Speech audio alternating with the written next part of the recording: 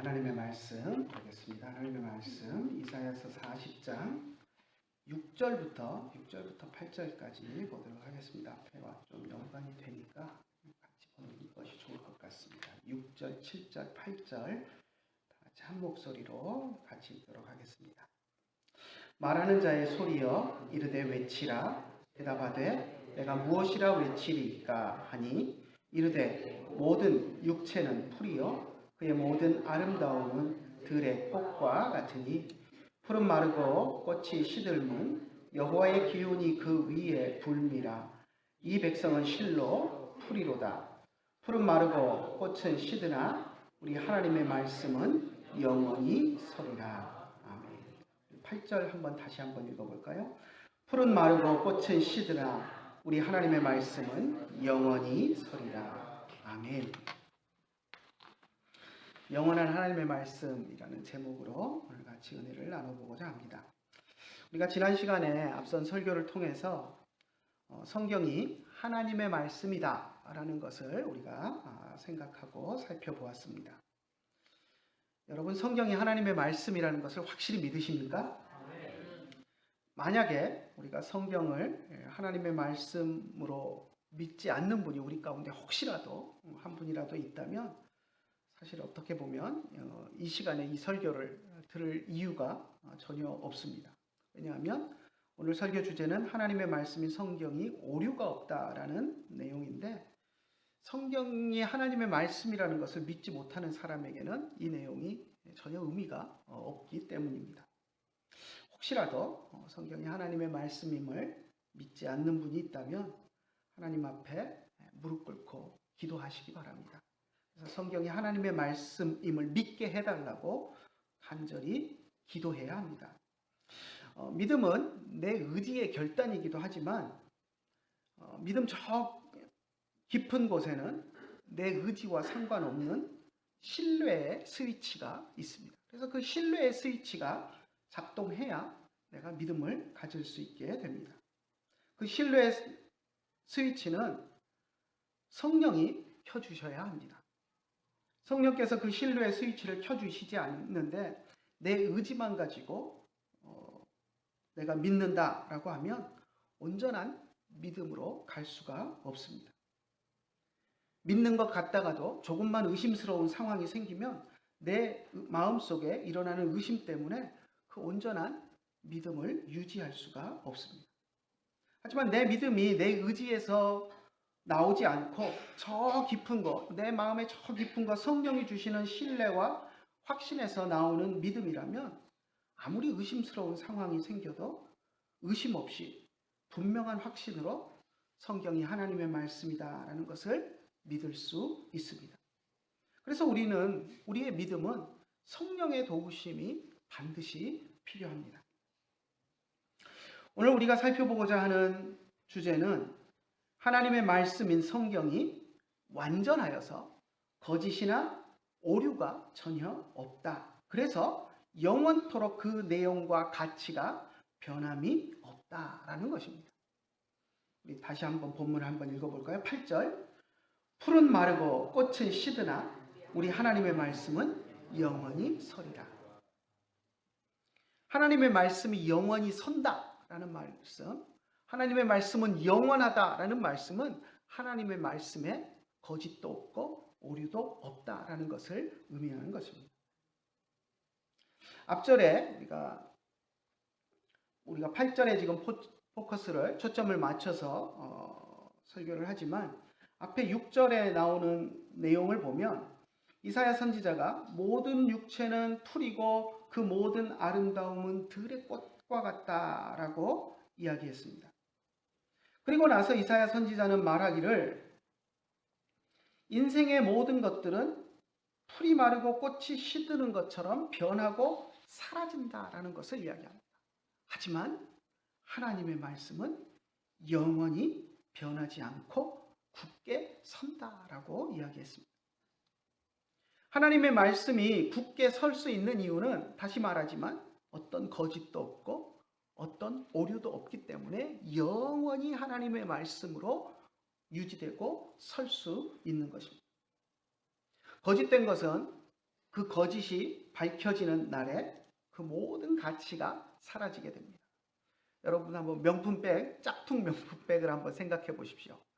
짝퉁인 걸 모르고 들고 다닐 때는 아주 가치가 있는 것처럼 보이지만 어느 순간 이게 짝퉁이라고 밝혀지는 순간 그거는 아무런 가치가 없는 것이 되어버리고 맙니다. 이처럼 거짓된 것은 밝혀지는 그 거짓이 밝혀지는 그 날에 모든 가치가 없어져 버리게 됩니다. 잘못된 것은 어떻습니까? 잘못된 것, 오류가 있는 것, 이것은 발견이 되면 고쳐지게 됩니다. 책을 쓰거나 어떤 글을 쓰다 보면 오탈자가 납니다. 그래서 그것을 발견하면 수정을 하는데 발견 못하고 인쇄가 될 때가 있습니다. 그러면 그걸 나중에 이제 인쇄된 뒤에 발견하고 나면 막 가슴이 아픈데, 아무튼 그렇게 잘못된 것은 발견되게 되면 그 다음 재판할 때는 수정돼서 고쳐지게 됩니다. 잘못된 것은 드러나면 고쳐지는 것이 원리입니다. 하나님의 말씀이 영원히 설 수 있는 것은 하나님의 말씀에 어떤 거짓도 없기 때문에 그 가치가 변하지 않고 오류가 없기 때문에 고쳐지지 않기 때문에 하나님의 말씀은 영원히 설 수 있는 것입니다.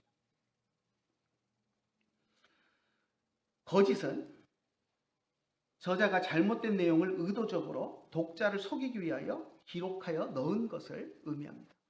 책을 기준으로 생각할 때 사실이 아닌 것을 사실인 것처럼 또 없었던 일을 있었던 일처럼 꾸며 기록한 것은 거짓입니다. 분명히 거짓입니다.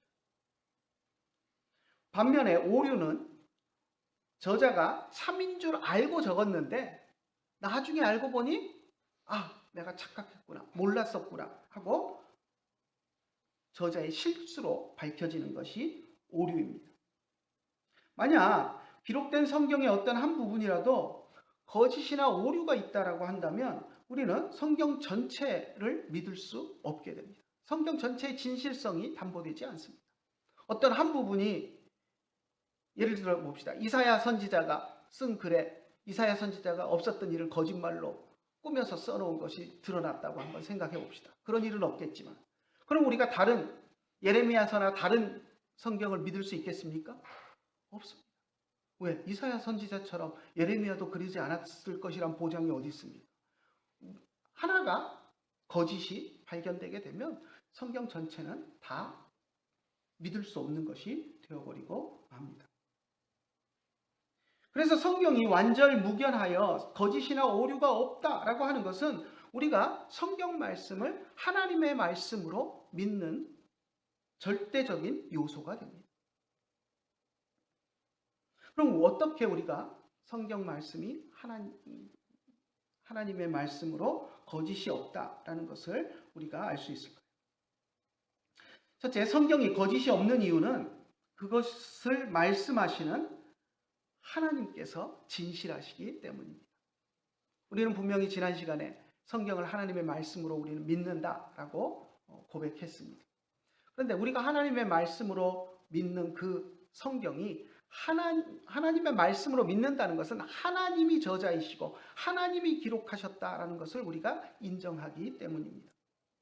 인간 저자들이 썼지만 그것은 하나님의 감동을 받아서 하나님의 지시하신 바대로 기록했기 때문에 인간 저자가 분명히 있지만, 그리고 그들의 문체와 필체로 기록이 되었지만 그 내용은 하나님께서 담보하시고 하나님께서 그 저자들에게 기록할 내용을 주셔서 기록되었다라는 것을 우리가 믿기 때문에, 이것은 하나님의 말씀이기 때문에, 하나님은 진실하시기 때문에 하나님의 말씀은 진실하다라고 우리가 믿을 수 있는 것입니다.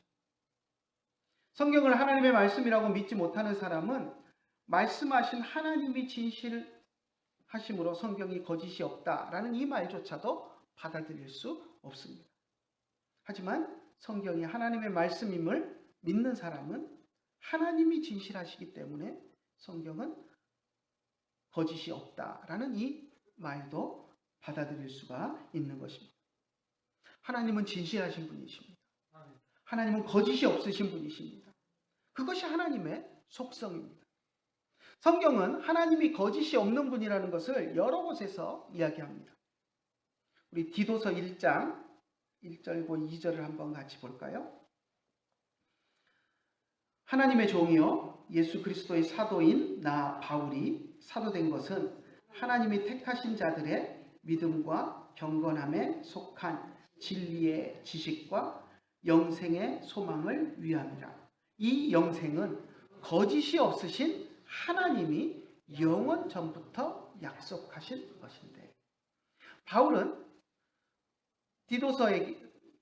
디도에게 편지를 하면서 자기가 사도된 것, 하나님이 택하신 자들의 믿음과 경건함에 속한 진리의 지식과 또 영생의 소망을 위함이다. 자기가 사도된 것은 그것을 위함이다 라고 이야기해 놓고, 이 영생의 소망, 이 영생은 하나님이 담보하신 것이다, 하나님이 약속하신 것이다 라는 것을 이야기하면서 거짓이 없으신 하나님이 약속하신 것이다 라는 것을 이야기합니다.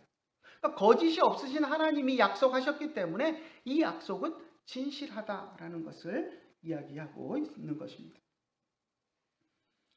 하나님이 약속하신 것이기 때문에, 또 하나님은 거짓이 없는 분이기 때문에 이 약속은 확실하다, 영생의 약속이 확실하다라는 것을 사도 바울이 강조해서 이야기했습니다. 사도 바울은 하나님은 거짓이 없으신 분이다라는 것을 우리에게 분명히 이야기했습니다. 신명기에 보면 모세도 하나님을 찬송하면서 비슷한 이야기를 합니다. 신명기 32장 4절 한번 볼까요? 그는 반석이시니 그가 하신 일이 완전하고 그의 모든 길이 정의롭고 진실하고 거짓이 없으신 하나님이시로다. 공의로우시고 바르시도다. 하나님은 거짓이 없으시다라는 것을 모세도 고백하고 있습니다.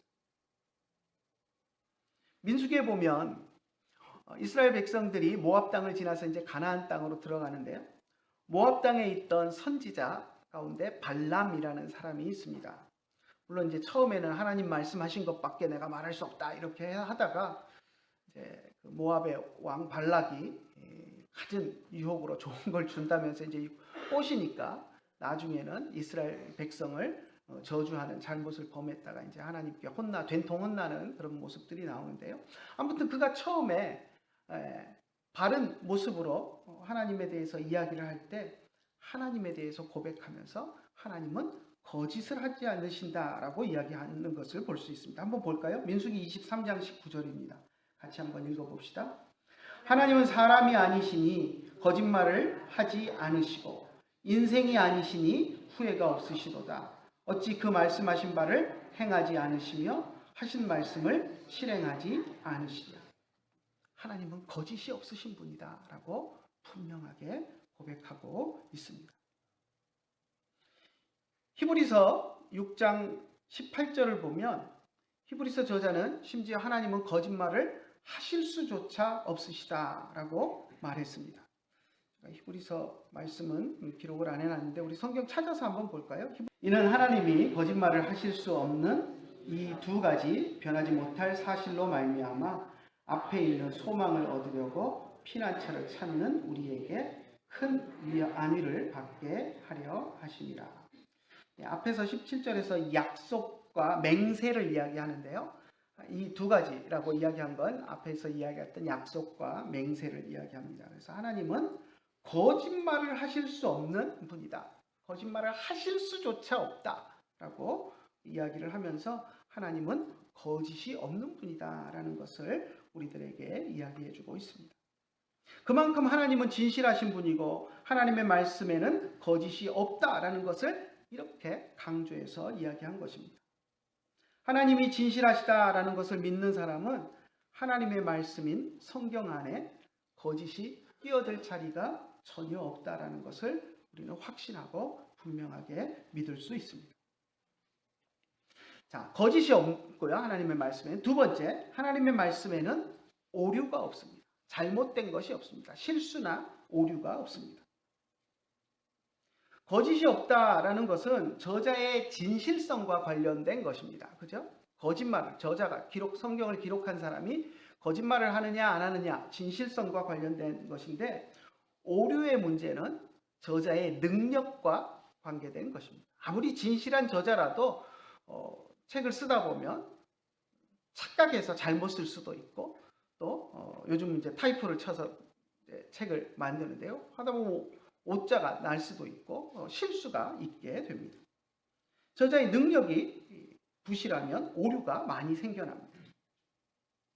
저자 자신이 진실해도 저자가 능력이 없으면 글에는 오류가 생길 수밖에 없습니다. 만약 성경이 인간이 임의로 쓴 책이라고 한다면 성경에 오류가 없다라고 우리는 말할 수 없습니다.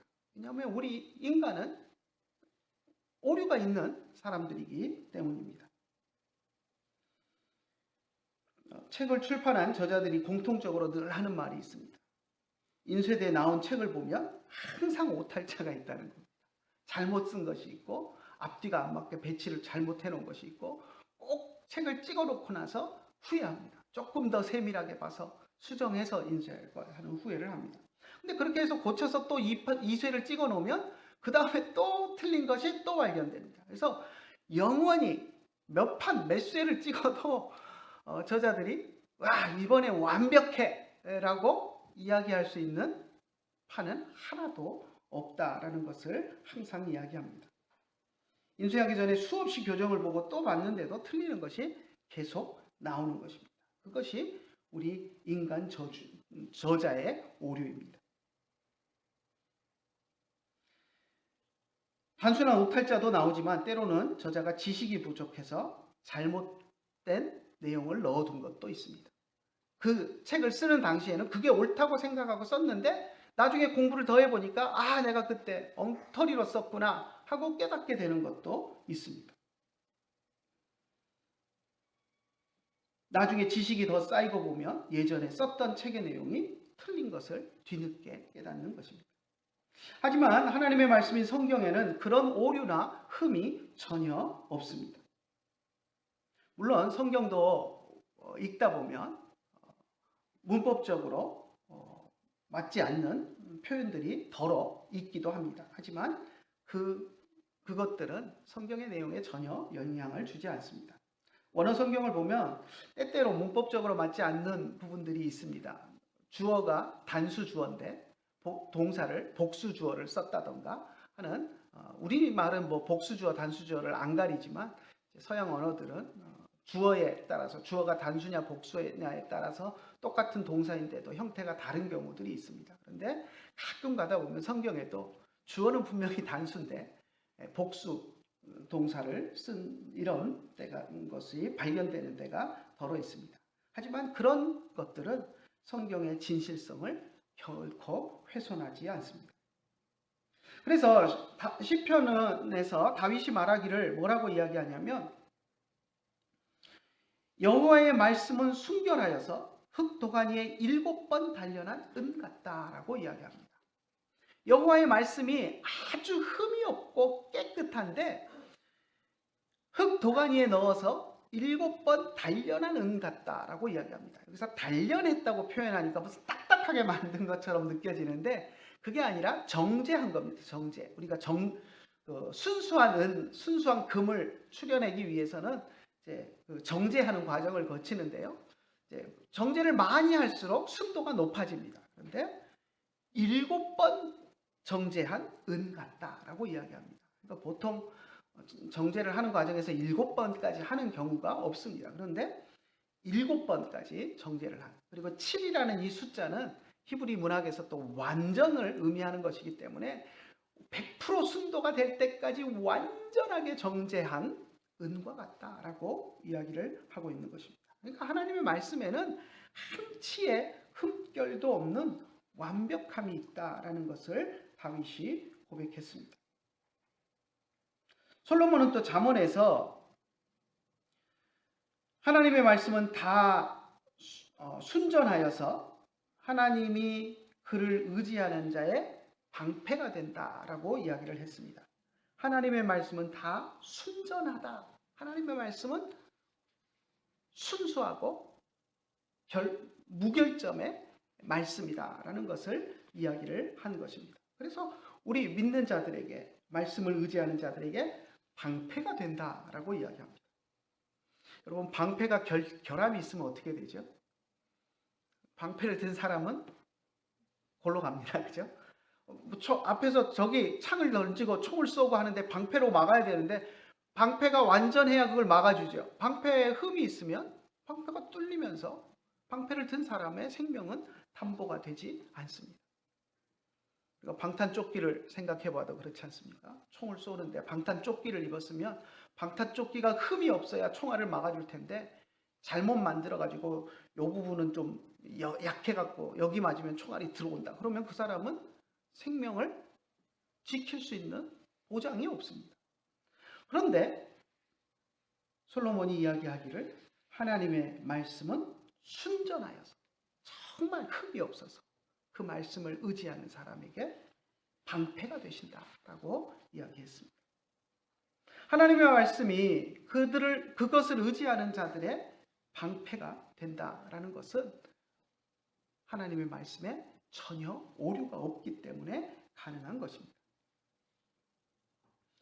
오늘날 과학이 발전하면서 사람들이 과학으로 새롭게 알게 된 것을 이야기하면서 그것이 마치 성경과 다른 이야기인 것처럼, 성경이 틀린 것처럼 그렇게 이야기하는 사람들이 있습니다. 그러면서 성경에도 오류가 있다 이렇게 주장합니다. 하지만 그렇지 않습니다. 성경이 말하는 진리와 다른 진리가 발견되는 일은 결코 없습니다.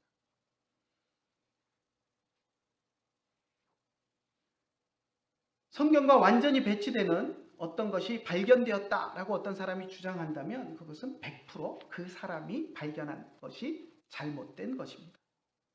우리는 그것을 자신 있게 말할 수 있습니다.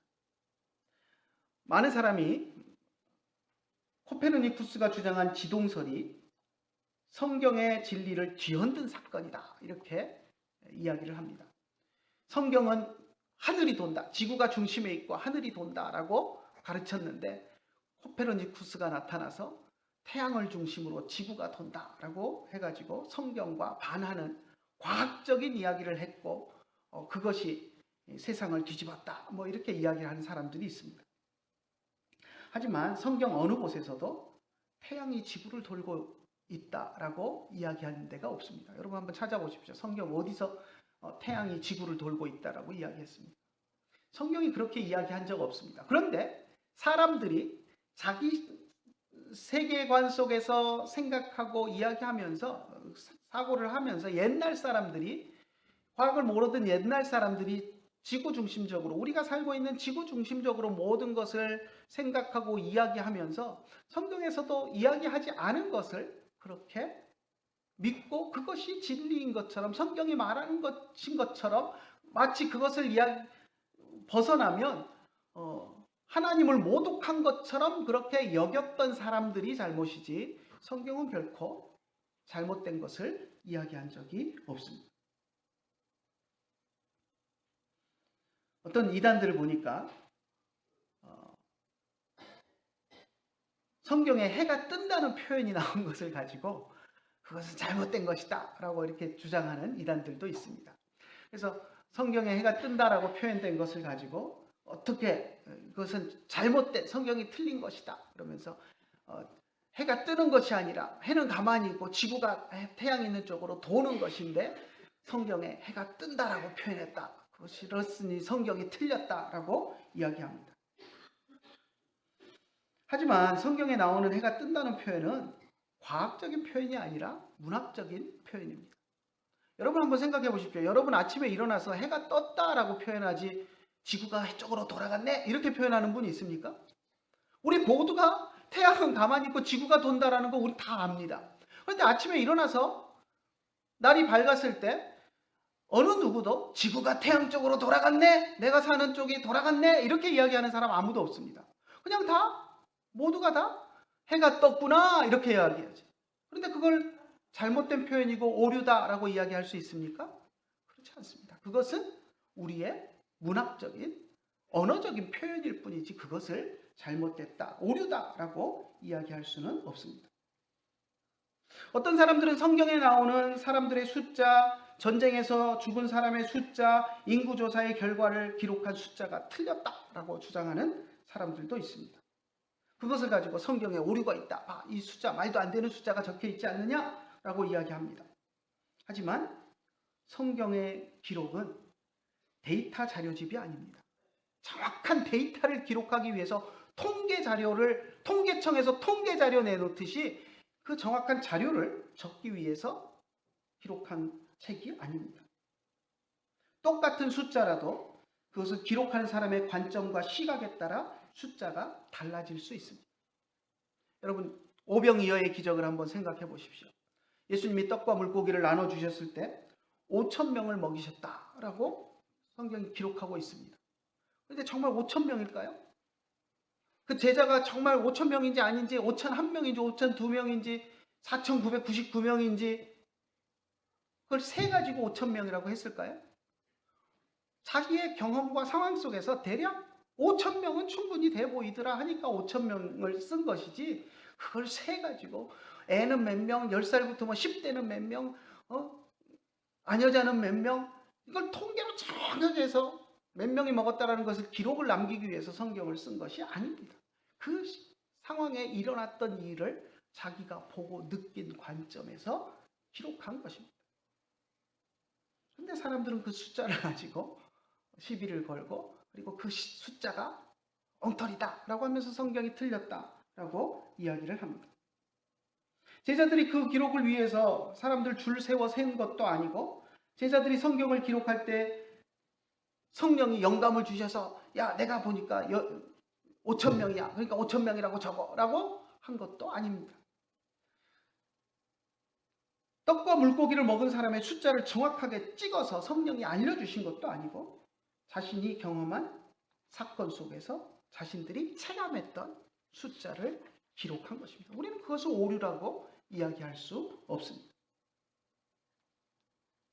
또 예를 들어 복음서에는 똑같은 사건을 기록한 여러 사건들이 나옵니다. 여러 기록들이 나옵니다. 그런데 기록마다 조금씩 기록이 다른 것을 봅니다. 그런데 어떤 사람들은 그것이 기록이 다르다고 오류다, 성경이 틀렸다, 봐라 라고 이야기합니다. 대표적인 예가 소경 바디메오가 예수님께 고침을 받는 사건입니다. 요한복음을 제외한 세 개 복음서에 다 나와 있는데요. 마태는 뭐라고 이야기하냐면, 맹인 두 사람이 길에 앉았다가 우리를 불쌍히 여기소서 다윗의 자손이여 라고 소리를 질렀고, 예수님이 그들을 고쳐주셨다라고 이야기합니다. 두 명을 고쳐주셨다라고 마태는 분명히 이야기해요. 그런데 누가가 기록한 내용에 보면 한 맹인이 길가에서 앉아서 구걸을 하다가 다윗의 자손 예수여 나를 불쌍히 여기소서 하고 소리를 질렀다, 그리고 고침받았다라고 기록합니다. 숫자가 틀려요. 마태는 두 명의 맹인이라고 그랬는데 누가는 한 명의 맹인이라고 그랬습니다. 그런데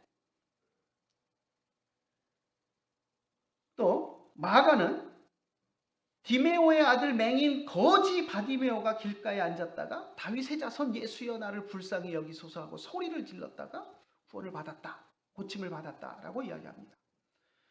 누가는 아예 이름까지 기록을 하고 있어요. 누가 어떤 사람의 기록이 맞을까요? 다 맞습니다. 두 명이 맞을까요? 한 명이 맞을까요? 다 맞습니다. 어떻게 그럴 수가 있을까요? 마태는 이제 각자 저자의 관점이 다릅니다. 마태는 예수님이 사람을 고쳐주실 때 맹인 둘이 있었던 것을 둘이다라는데 관심이 가진 거예요. 그러니까 예수님이 맹인들을 고쳐주신 그 장면을 기록할 때 그 사람 맹인 중에 바디메오를 마태는 알지 못했거나 알고 있어도 그 사람이 바디메오다라는 것에 관심은 없었어요. 예수님이 두 명의 맹인을 고쳐주셨다. 이게 마태의 그 사건을 바라보는 관점에서 마태가 중요하게 여기고 기록한 것입니다. 그런데 누가는 두 명인지 한 명인지에는 관심이 없는 거예요. 예수님의 맹인을 앞부분 못 보던 사람을 눈뜨게 하셨다라는 그 사실에 너무 놀란 거죠. 그래서 예수님이 눈을 못 보는 사람을 고쳐주셨다, 여기에 초점을 맞춰서 두 명이라는 것은 한 명이 됐든 두 명이 됐든 100명이 됐든 그건 관계없고, 예수님이 못 보던 맹인을 고쳐주셨다라는데 여기에 관심을 가지고 숫자는 제외하고 기록한 겁니다. 근데 우리 한글 같으면 예수님이 맹인을 고쳐주셨다. 이렇게 그냥 기록하면 될 텐데 서양의 언어 습관은 둘이 아닌 뭐 숫자를 특별하게 기록하지 않으면 하나를 뜻하는 관사를 앞에 붙이게 되어 있습니다. 그러면 안 그러면 문법이 틀립니다. 우리는 한 사람이 나와서 이렇게 안 해도 그냥 우리는 사람이 나와서 뭘 했다 이러면 그냥 두 사람 특별히 얘기 안 하면 한 사람이잖아요. 그죠? 사람이 나왔다. 그러면 한 사람 나온 건데 서양에서는 두 사람, 세 사람 숫자가 없으면 사람이 할 때는 그 앞에 반드시 하나를 의미하는 관사를 붙여서 표현해야 됩니다. 그러다 보니까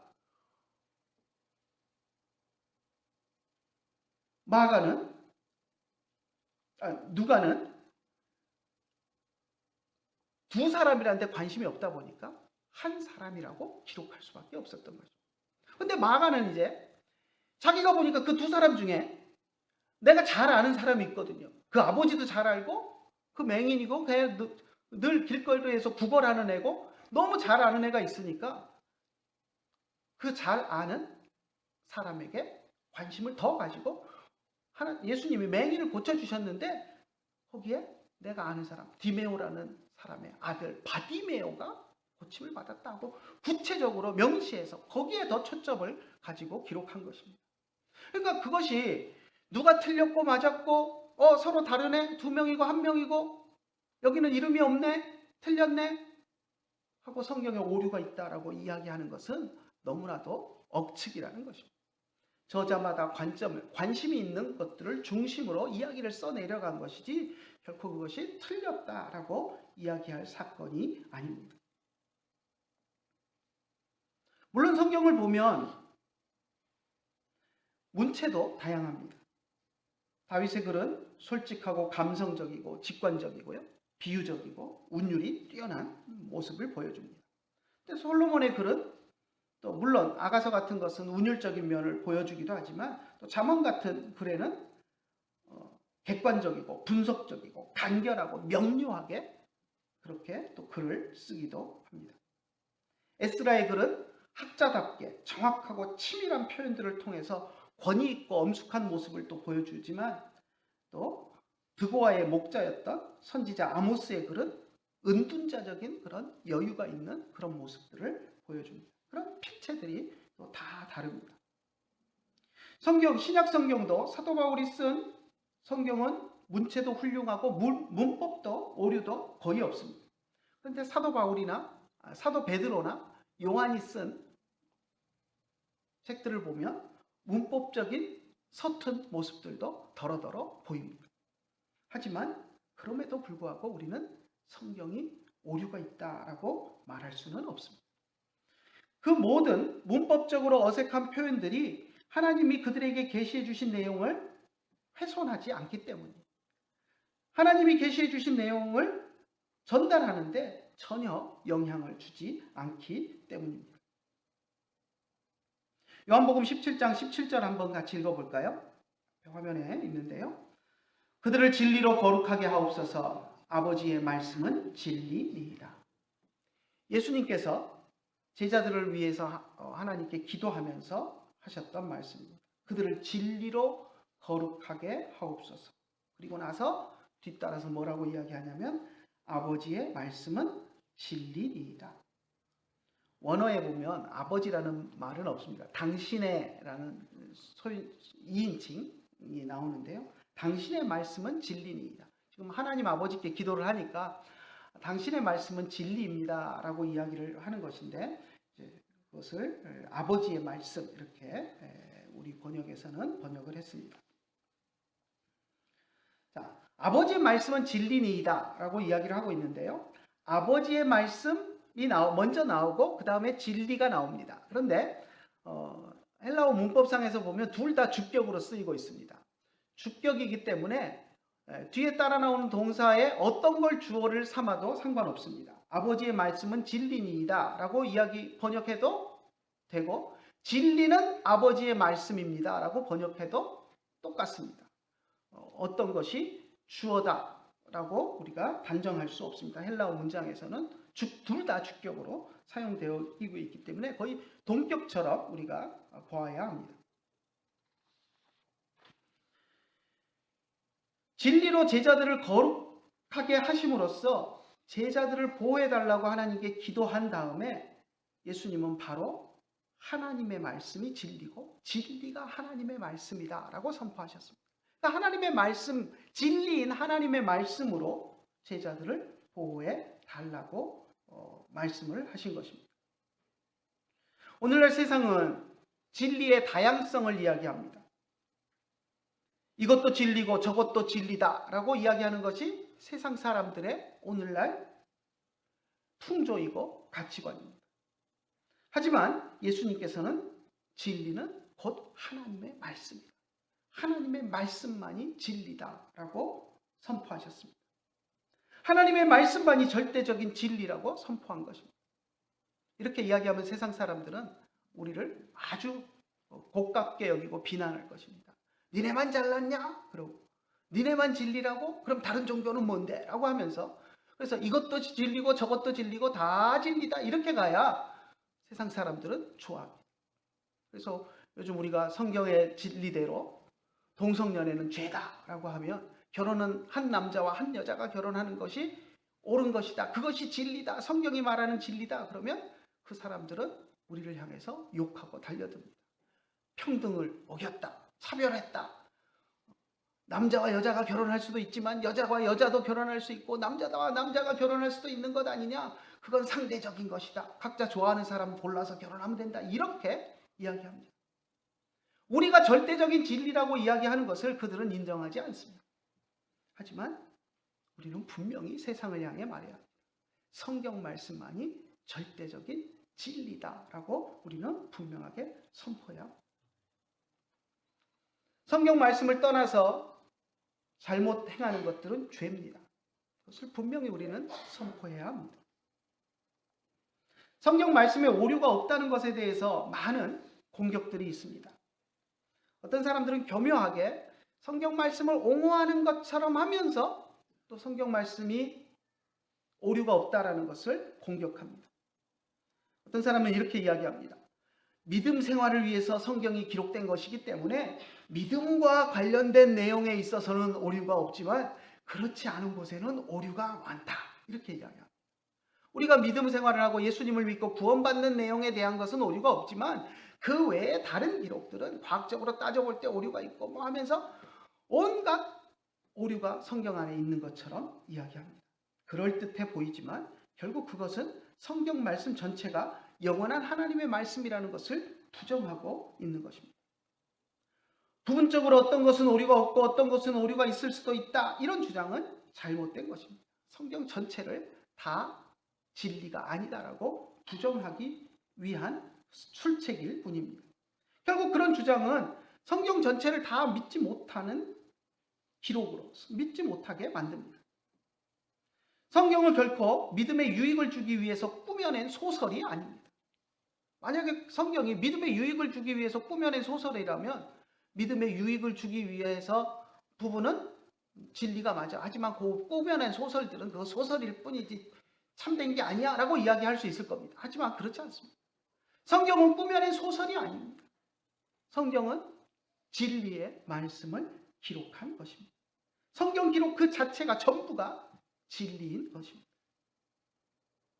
어떤 사람들은 성경 원본에만 오류가 없다라고 말하는 사람도 있습니다. 그것도 그럴듯해 보입니다.